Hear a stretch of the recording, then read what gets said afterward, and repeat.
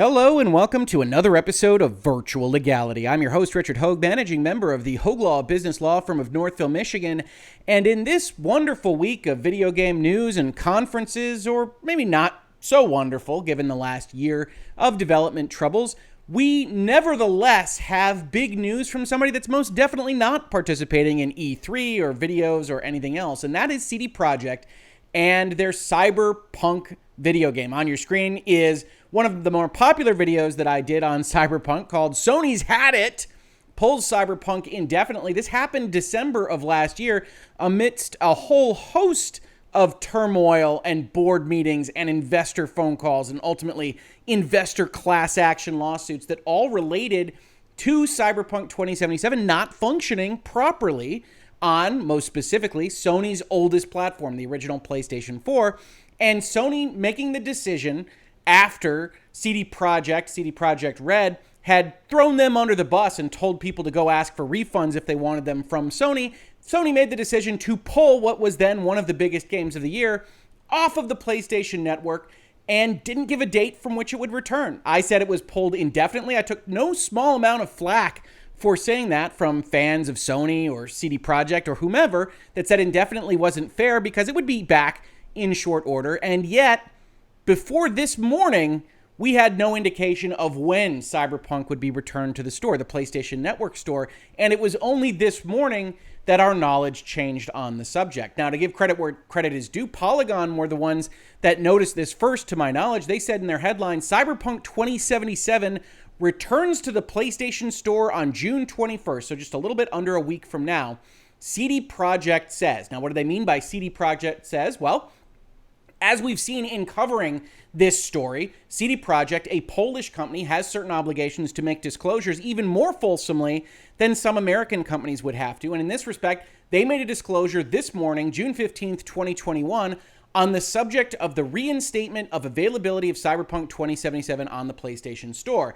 And in typical corporate investor-facing disclosures, it does what it says on the tin, and it doesn't say much more. In relation to our current annual report, the management board of CD Projekt SA hereby publicly discloses the decision by Sony Interactive Entertainment to reinstate the availability of the digital edition of Cyberpunk 2077 on PlayStation Store effective on 21 June 2021. So that matches up with the Polygon headline. Polygon wrote a story about it, but ultimately what they've said here is confirmation of a couple of things and confirmation of things that we have talked about in our playlist on CD Projekt and Cyberpunk called We Have a Reputation to Burn, in which we went over the lawsuits and what happened on release and the investor call and all of these various things. And one of the things that kept coming up was, whose choice was this? What's happening behind the scenes? And all we can do is speculate from outside here. But we do know that there are a number of things on the PlayStation Store that maybe aren't great experiences for players or users that still pass Sony certification. And that part of the story with CD Projekt Red and Cyberpunk was not just the hype level, but it was in releasing a game that kind of called into question the certification process, what Sony was doing with its 30% cut, when that cut is up for discussion across any number of antitrust regulatory bodies or Epic versus Apple lawsuits or what have you, and then told players of Sony's products to go ask Sony for a refund when Sony doesn't have that kind of refund system. And you can call Sony out to task for not having something like that. Certainly Microsoft was keener to offer those refunds, but they were marketing partners with CD Projekt Red on the Cyberpunk project. And yet Sony said, no, that's enough. We have to defend the quality of the game in question, which is one of the reasons it became even more interesting a story today when, after Polygon found this regulatory disclosure, after the disclosure says what it says, which is the game's coming back on the 21st, we then get a statement made to IGN by Sony that says the following. SIE, Sony Interactive Entertainment, can confirm that Cyberpunk 2077 will be relisted on PlayStation Store starting June 21st, 2021. Users will continue to experience performance issues with the PS4 edition while CD Projekt Red continues to improve stability across all platforms. SIE recommends playing the title on PS4 Pro or PS5 for the best experience.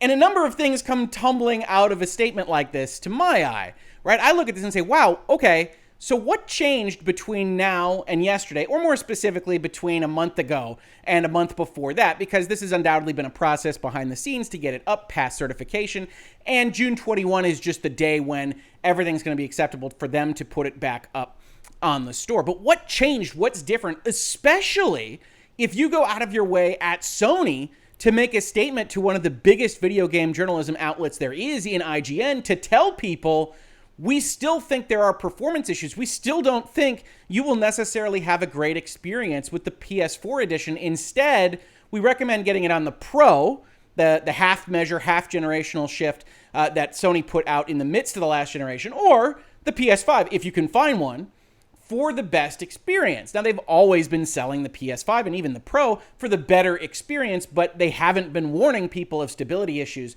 on the earliest generation to which a game might be applicable. And this presents another interesting kind of question, right? We are in video games, at least console video games now, dealing with something that the mobile side of the video game spectrum has dealt with for some time, or the PC side of the spectrum, which is, yes, you can technically support certain types of phones or iPads or tablets or PCs to a certain extent, but at some point you know you're going to start getting a pretty bad product at that level.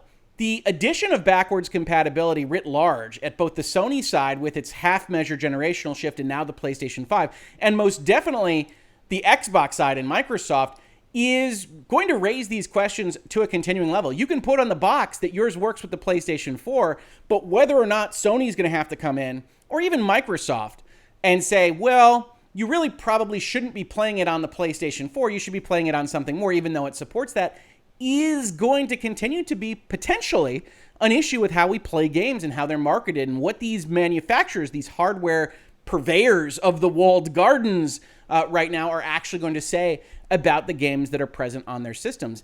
In addition to that, it calls into question what I thought would be the solution here. Once we passed the 3 or 4 month mark, I thought, okay, we know that CD Projekt Red is working on a next generation release, which will presumably get a big bounce in performance. And one of the issues that Sony has right now is, as they say in this statement, that it doesn't work well on the original PlayStation 4. So the PlayStation 5 release doesn't have to work on the PlayStation 4, and maybe Sony will only allow it to come back as a next generation exclusive because of unsatisfactory performance on these older systems. They obviously elected not to do that, but it does raise that kind of question because CD Projekt made something weird in Cyberpunk 2077. A lot of the performance reviews that you get on console say, oh, it works just fine on the Series X, that's where I play it, or on the PlayStation 5, and then it goes down and down and down in performance on either the Xbox One, the Xbox One X, the various S's in the Xbox line, the original PlayStation 4, and CD Projekt didn't make a next generation version as of yet.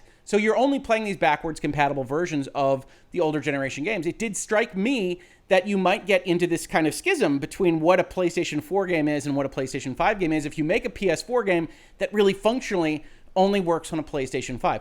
This is, by the way, not solely out of my own brain as I think about these things. This is a function of watching what Sony was going out there with in respect of its public relations. As part of this playlist, I have talked to you about how I think Sony was reacting to a business relationship with CD Projekt that they didn't think was working terribly well in terms of communications, that CD Projekt went out in an investor call and called into question the certification process and its partnerships with PlayStation and offered refunds that they didn't have the right to offer and created all sorts of hassle for Sony. And that's the kind of thing that really gets the hammer thrown at you by a company, and that doesn't surprise, and I don't really have anything against Sony for dropping the hammer on something like that. But in terms of public relations, they've always gone out with statements as the following. SIE strives to ensure a high level of customer satisfaction, and we will begin to offer a full refund for all gamers who have purchased Cyberpunk 2077 via PlayStation Store and want a refund. This is middle of December. This is when they pull the game from the store. That they are concerned most predominantly with customer satisfaction. You go and you look at a Jim Ryan interview from just a couple of days ago at Axios. We see PlayStation made news last December for a game it decided to not sell. In December, it delisted the highly anticipated but surprisingly buggy third-party game Cyberpunk 2077, and Jim Ryan had the following to say. This was a tough decision for us to make, but ultimately, we had to act in the interests of the PlayStation community and not knowingly sell a game that might result in a bad experience for them. And again, this is from June 11th. This is 4 days ago. That might result in a bad experience for them. So again, you go back now and you look at the IGN article and you see we're warning players about the PlayStation 4, which, by the way, is the highest installed base in our PlayStation environment and ecosystem right now, to not play this game, but we're going to allow you to buy it anyway.